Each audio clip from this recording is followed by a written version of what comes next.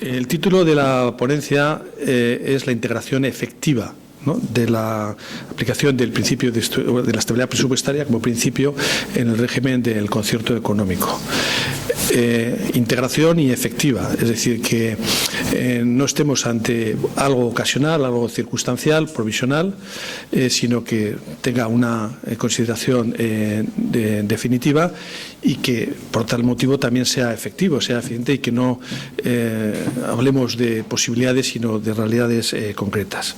Yo creo que el acuerdo que se ha glosado aquí, los acuerdos que ha habido, fundamental es el de septiembre de 2020, yo no veo como algo provisional, como algo circunstancial, unido a una coyuntura muy dramática, muy especial, como fue la crisis provocada por la COVID, prolongada después por la guerra de Ucrania. Tampoco creo que sea estrictamente solamente tributaria, aunque pueda serlo en parte, de unas condiciones de negociación con un gobierno que necesitaba un apoyo parlamentario estable, sino que creo que tiene futuro y que ha de tenerlo, y no solamente por razones de oportunidad y conveniencia, porque yo no tengo el conocimiento directo de cómo se han gestionado las cosas, pero doy por hecho que están yendo bien, ¿no? Y aunque los objetivos se han establecido con carácter indicativo, pues esto realmente se estén cumpliendo y por tanto no haya habido ningún tipo de resquemor o de quiebra en cuanto a lo que se esperaba de la asignación a los territorios históricos de objetivos propios y por tanto separándose de la práctica anterior que los trataba como diputaciones forales o como territorios provinciales, como corporaciones locales, sino también por razones estrictamente jurídicas y constitucionales. Quienes me han precedido en el uso de la palabra han hecho alusión a la historia, a la importancia de la deuda, a la permanencia de la deuda en las instituciones, incluso su cuantificación, y también a aspectos económicos o institucionales y al condicionamiento externo que siempre supone el derecho de la Unión Europea, que es de donde nace el principio de estabilidad presupuestaria y se incorpora al ordenamiento español. Creo que esas razones constitucionales se pueden amparar, según explicaré. Algunos quizá pues ya me consideren un poco reiterativo con respecto a lo que dije hace 2 años, en el propio artículo 135 de la Constitución, en la propia Ley Orgánica de Estabilidad Presupuestaria y Suficiencia Financiera, y que además esto se corresponde, como también se ha explicado anteriormente, con la naturaleza de los territorios históricos, es naturaleza dual, que puede ser foral, puede ser provincial, en función de la materia, de las competencias que resulten afectadas. Y como intentaré explicar, creo que la remisión que hace al concierto económico la ley que he citado antes, y que indirectamente se puede inducir del propio artículo 135, llevan a pensar que cuando se hace alusión al concierto económico es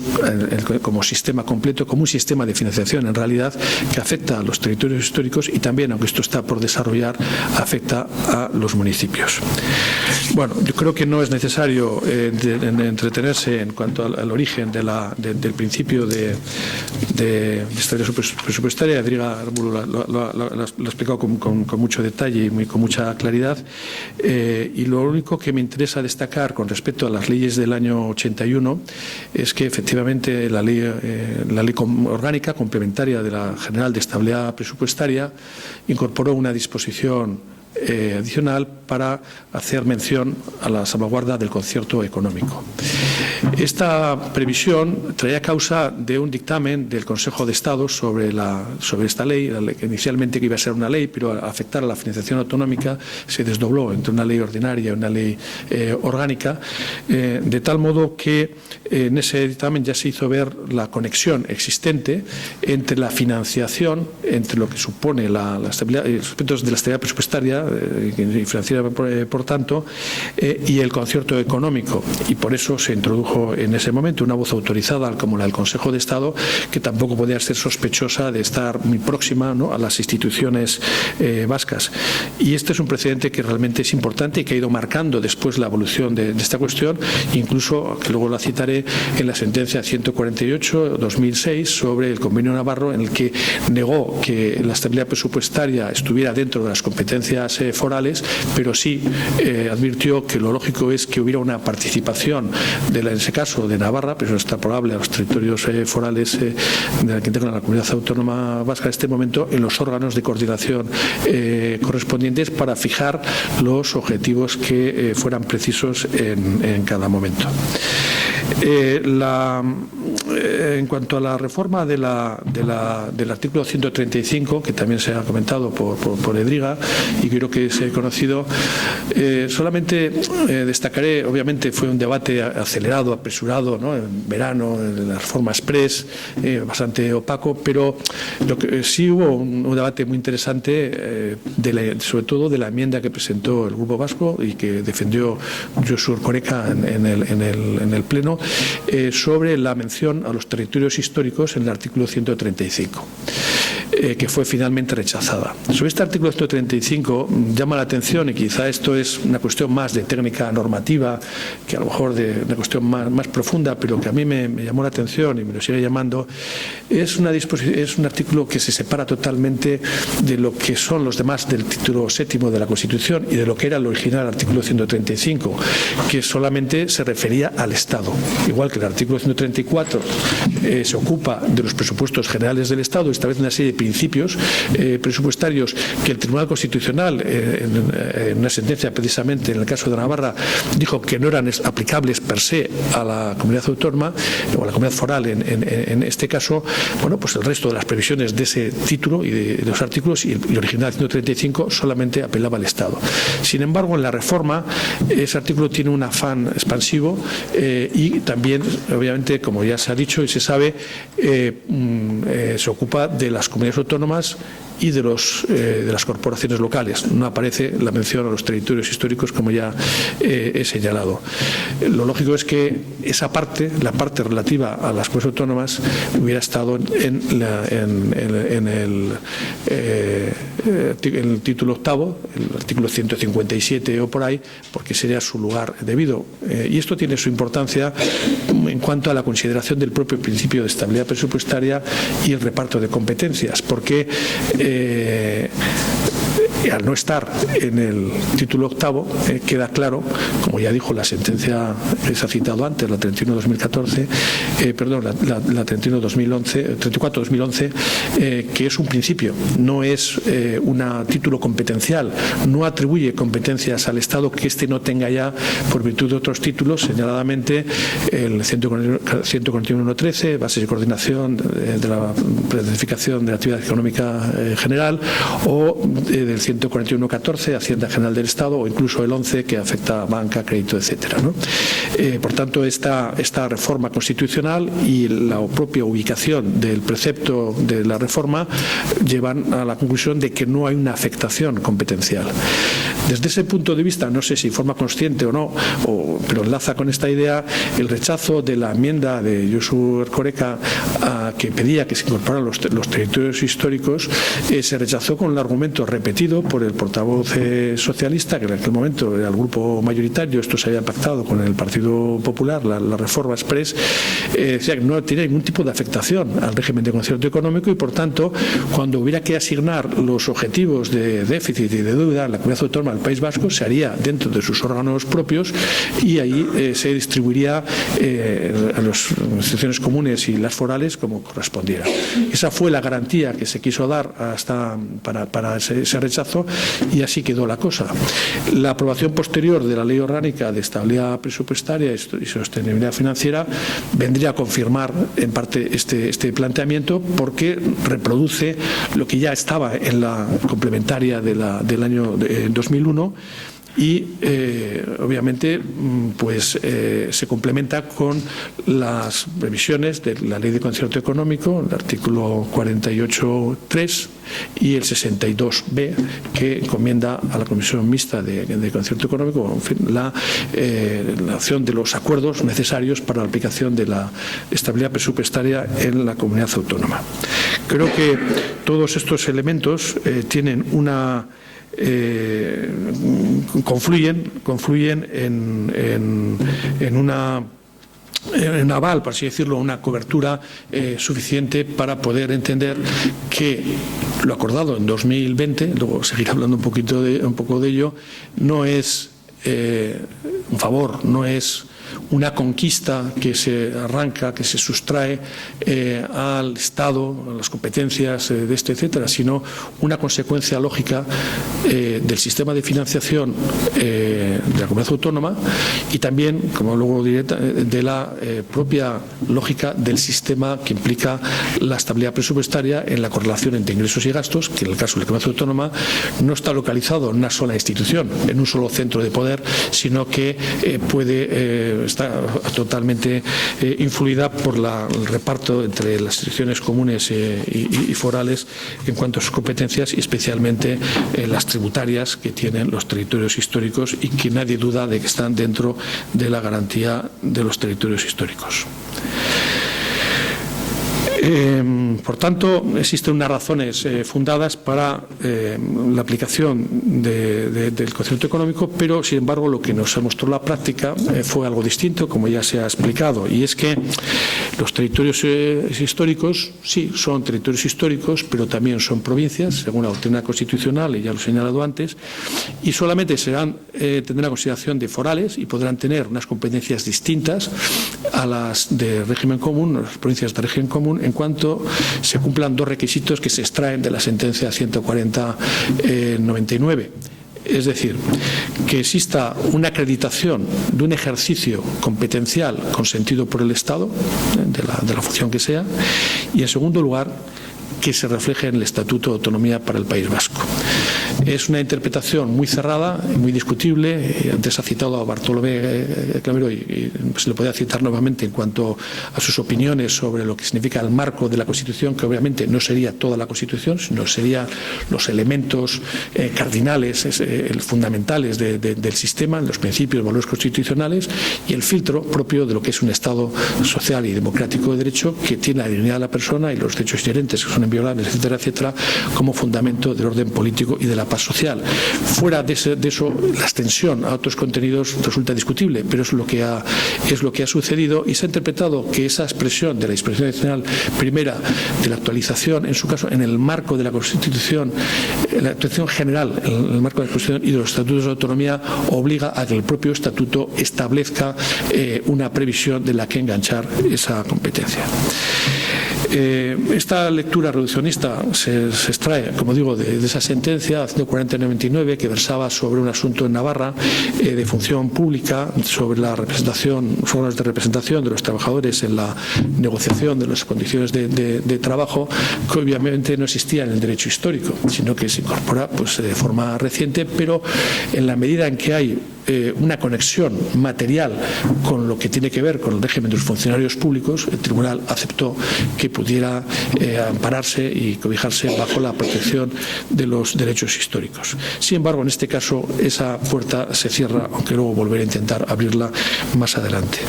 La sentencia 148/2006, a la que antes me he referido, negó que Navarra tuviera, como también he señalado, competencias propias en materia de estabilidad presupuestaria, pero sí remitió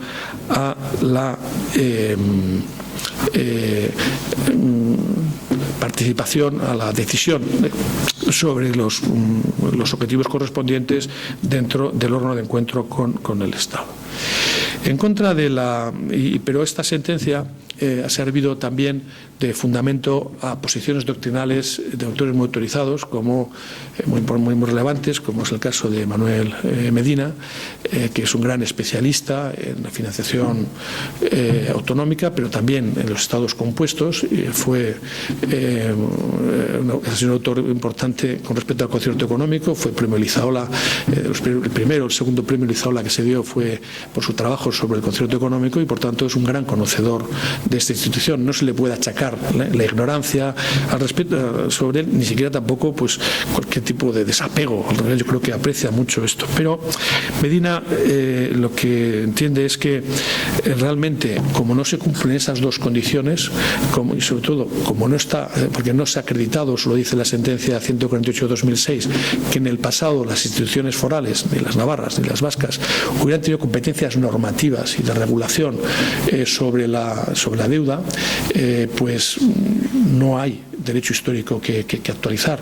y no existe un sustrato suficiente material para poder caminar, para poder avanzar en ese terreno.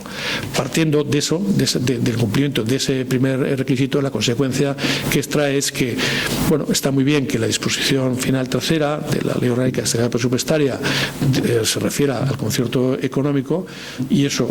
él no continúa su razonamiento, pero debería llevar a que sea en ese marco, en ese contexto de la Comisión Mixta de Concierto Económico en la que se establezcan los objetivos para las instituciones vascas. Pero si los territorios históricos reclamaran su papel individualizado y distinto de las provincias de régimen común, sería por un designio del legislador, no porque esto entre dentro del radio de protección de la institución, de la garantía institucional de la disposición adicional primera, y por tanto pues el legislador posterior podría perfectamente cambiarlo en cualquier momento. A esto se añadió otro obstáculo en la práctica de la aplicación de la estabilidad presupuestaria, que reunía, se hacía en la Comisión Mixta de Concierto Económico, como se ha explicado. Acudían obviamente como miembros que son las representantes forales, pero solamente para fijar los objetivos de la comunidad autónoma, de las instituciones comunes, no de las forales. Y además de las razones que he expuesto, que da Medina y que están un poco en el ambiente, pues en el intercambio epistolar que hubo entre el consejero de Hacienda y el ministro Montoro en aquel momento, impulsadas esas epístolas, esas misivas desde la Diputación de Vizcaya desde tiempo atrás, surgió otro argumento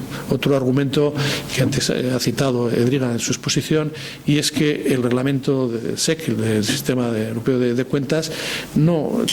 permite ubicar dentro de sus niveles territoriales institucionales que utiliza para ordenar los datos a los territorios forales, porque no hay ningún escalón, no hay ningún lugar entre lo estrictamente local y lo regional, que sería lo equivalente a lo autonómico. En esa tesitura, pues en vez de optar por situar a los territorios históricos en lo regional, se les pone en lo municipal, en lo local. Y eso pues tenía ese apoyo de la tesis de que nunca se había ejercido esa competencia propiamente. Sin embargo, esta tesis merece una réplica, en parte por lo que ya he dicho antes, del Consejo de Estado, ya que desde el año 2001 pues ya había avanzado que no es ajeno al régimen de concierto. ¿Y por qué se establece una salvedad sobre el concierto económico si el concierto económico solamente es tributario, como se sostenía, ¿no? Que es, aunque genere flujos, ¿no?, a través de los cuales se financian se paga el cupo al Estado, se financian las instituciones autonómicas, las forales y las municipales, y eso tiene una evidente dimensión financiera, pero de fuente exclusivamente tributaria. Se oponía a ese argumento. Pero eso es quedarse un poco corto, ¿no? Porque, como ya se ha dicho aquí, es una realidad incontestable. Los ingresos y los gastos están directamente relacionados, y el principio de estabilidad presupuestaria no se concebiría sin que existiese una armonía, un equilibrio entre ellos, y por lo tanto no se puede considerar una sola de las piezas para esto. Por otro lado, la sentencia 140 del año 90, que me he referido repetidamente, da pie a que si existe esa conexión material entre la historia, entre lo que históricamente fue el concierto, y ha seguido siéndolo sin interrupción, porque como el cuadro que nos ponía Eduardo, en Álava ha seguido vigente ha seguido vigente de forma ininterrumpida, y por tanto no hay que apelar a unos tiempos lejanos y oscuros, sino que son bastante próximos en el tiempo. Bueno, pues establecer una relación entre la estabilidad presupuestaria y el sistema de financiación que implica el concierto económico no es forzar demasiado la máquina. Perfectamente se puede encontrar ese acomodo, sobre todo por lo que implica esos principios que tantas veces repetidos del riesgo unilateral y la responsabilidad compartida que implica el concierto económico, que redunda en esa conexión a lo que está, o esa interrelación entre ingresos y gastos a los que antes me he referido. Creo en consecuencia que caben que cabe esa réplica, y además hay otro argumento adicional que es muy importante, incluso se podría poner al principio, y es que en el caso del concierto económico, a diferencia del supuesto de Navarra, que claro, al ser uniprovincial, pues estos problemas no se han planteado en ningún momento. La actualización del concierto supuso, esto lo explicó muy bien la sentencia 7688 sobre la LTH, que se produjera una reasignación de las competencias que históricamente ejercieron solamente los territorios forales o las provincias de aquel momento. De modo que en esa reasignación incluso ha habido competencias que han pasado íntegramente o casi en su integridad a las instituciones comunes, y otras son compartidas. Este es el caso del concierto económico, y el propio estatuto rediseña de una forma bastante completa el modelo en su artículo 41, y de ahí pues resulta lo que Herrero de Miñón llamó con fortuna desde un principio como una novación de sujeto en cuanto a la titularidad de los derechos históricos. No es un sujeto único, son dos sujetos en dos niveles territoriales diferentes pero complementarios, y una relación de mancomunidad entre ellos, de tal manera que todos son imprescindibles, ¿no? Esto también se puso de manifiesto cuando se intentó la negociación del actual convenio, cuando expiró el del año 81, y con prórroga lateral incluida en aquel momento, queriendo romperse el frente común de las instituciones vascas. Se produjo incluso la posibilidad de que hubiera un concierto con cada territorio. En aquel momento habría sido con Álava, ¿no? Aquello no fructificó. La jurisprudencia del Tribunal Constitucional ha sido reiterada en cuanto al carácter bilateral y paccionado, pactista de pacto que está en el sustrato, en la naturaleza última, de la sustancia última del concierto económico, y bueno, pues todos estos elementos yo creo que contribuyen a reforzar el planteamiento que estoy señalando. Pero, y en consecuencia, que si las instituciones comunes y las instituciones forales han de ser consideradas en su conjunto dentro de ese sistema de financiación, pues también deberán serlo para la fijación de los objetivos de estabilidad presupuestaria. Y para esto hay otro argumento adicional que nos proporciona la sentencia de 11 de septiembre de 2008 del Tribunal de Justicia de la Unión Europea, cuando al examinar el sistema que estamos comentando llega a esa misma conclusión. Ya lo había hecho la abogada general Cocot, y la sentencia ya lo dice de forma expresa al analizar los tres requisitos de autonomía institucional, procedimental y financiera, ¿no? Y poner de relieve que lo que une, lo que al final da sentido a todo ello, o por lo menos uno de los elementos principales, es esta idea del riesgo unilateral y de la responsabilidad compartida por todas las instituciones. Por tanto, ya no es que fuera necesaria la demostración de una práctica con respecto al déficit o la deuda por parte de las instituciones forales, es que al quedar unidas, al quedar vinculadas a las instituciones comunes, sobre las que no hay duda ninguna de que se debe aplicar ese principio, pues deben ir de la mano. Deben ir de la mano y deben, por tanto, reproducirse en el sistema interno el mismo modelo que que hay para efectos tributarios. ¿Qué diferencia hay? Pues que en materia tributaria la competencia foral es plena, es normativa, puede crear un sistema tributario propio, completo, mientras que en efectos de estabilidad presupuestaria esa capacidad normativa no existe, la negó la 148/2006, pero sí debe existir y debe ser aplicada para la distribución de los objetivos de estabilidad presupuestaria. ¿Y qué ocurre? ¿Qué garantía hay hacia el futuro? Esta es la pregunta, ¿no?, que motiva esta jornada, que se ha hecho repetidamente. ¿Qué garantía hay de que esto que se observe? Bueno, en principio el acuerdo de 2020, Miquel lo ha explicado muy bien y ha puesto en negrilla la frase, ¿no?, relativa a cómo los territorios históricos, ¿no?, son los responsables de los gastos y, bueno, pues asumen, ¿no?, el riesgo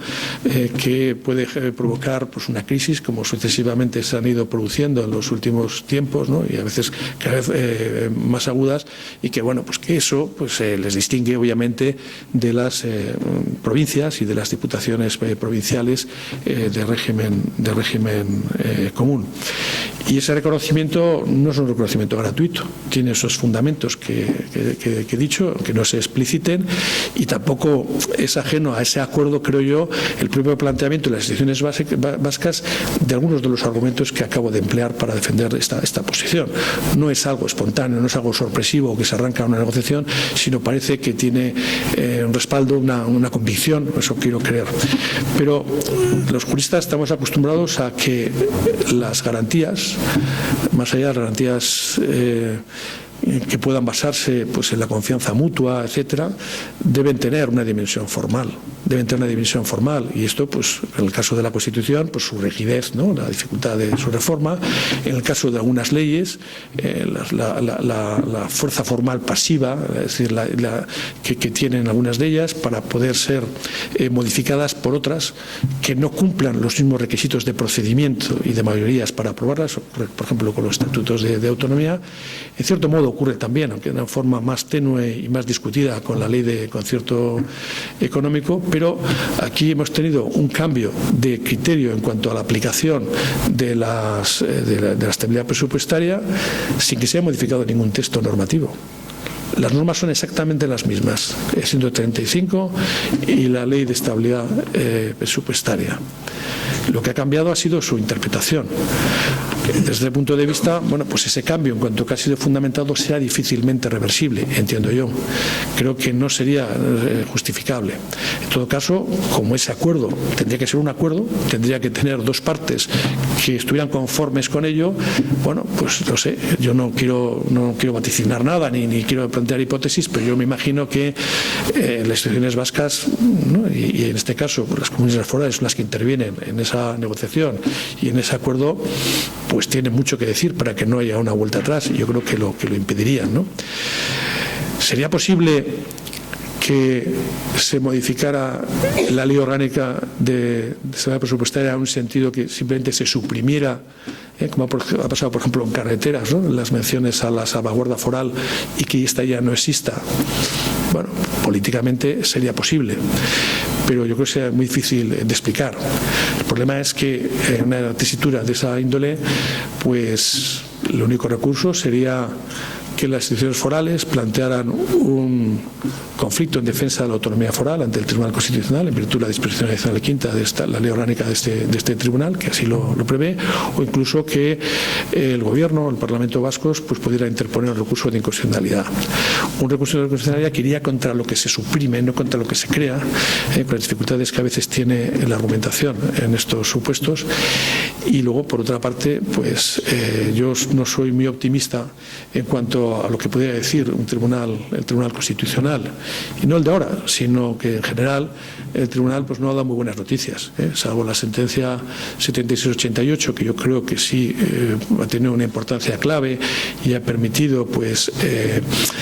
asentar claramente, ¿no?, los derechos históricos y sobre todo el núcleo intangible de la foralidad, y esto pues ha dado un juego importante.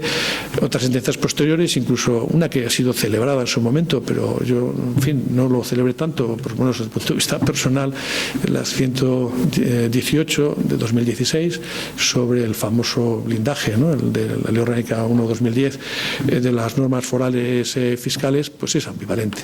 Es una sentencia que sí trajo pues el reconocimiento de la posibilidad de un procedimiento constitucional para el control de las normas forales tributarias, pero con muchas restricciones y además ya consolidando bastante, si no de forma definitiva, una doctrina que venía de antes y que había sido sobre todo en asuntos de Navarra, según la cual prácticamente se venía a equiparar la potestad tributaria originaria de los territorios históricos a la de las comunidades autónomas con respecto a los tributos cedidos o incluso a las corporaciones locales, lo cual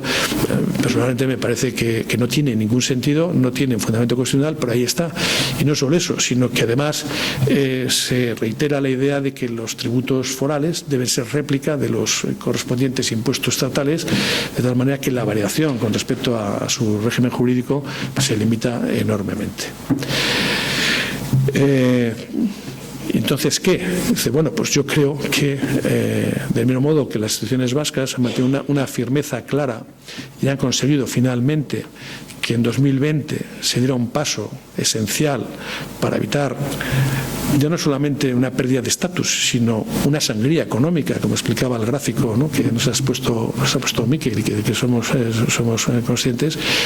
no permitirán que esto suceda. Y creo que, por otro lado, la hipótesis de una fijación unilateral por parte del Gobierno de los objetivos para el comercio autónomo y los territorios históricos en caso de que no hubiera un acuerdo, bueno, pues tendría unos vicios y unas taras parecidas a las que en su día tuvo la prórroga unilateral del concierto económico, que se salvó en aquel momento pues de pronunciamientos contrarios porque no se impugnó y además el año siguiente se logró un espléndido acuerdo. Esta es la historia del concierto económico, es la historia de crisis continuadas, de momentos duros, momentos difíciles, pero una enorme capacidad de adaptación a las circunstancias, y nacido pues en el último tercio del siglo XIX, en un incipiente Estado liberal con poca vocación de Estado social, a pesar de, bueno, con ejemplos como de Triano, ¿no?, que ponía Joseba, etcétera, ¿no?, una iniciativa pública, ¿no?, en pos de la colectividad. Bueno, pues estamos ya a estas alturas del siglo XXI y sigue siendo un instrumento útil, no solamente útil, sino esencial para el bienestar de la sociedad vasca y sin perjuicio de la solidaridad que se tiene con otros territorios a través de esto. Por tanto, yo no lo imagino, eso también sería posible, impugnarlo ante el Tribunal Supremo, pero tampoco auguraría grandes resultados, ¿no? La perseverancia, la constancia, el tener las ideas claras, que en este momento quizás sea, y la convicción en la utilidad de esta institución quizás sea el mejor recurso disponible en este momento y en el futuro para seguir progresando con el concierto económico. Y como esto es una cuestión que probablemente pues pueda salir en el coloquio, porque ya salió hace 2 años, lo diré ahora también, pues creo que es importante que el sistema de financiación que significa el concierto económico se vea en su globalidad y por tanto tampoco tendría nada de extraño que se pudiera extender al escalón municipal, porque al fin y al cabo pues está dentro de ese mismo sistema, pero esto ya es otro capítulo, ¿no?, que habrá que escribir en otro momento.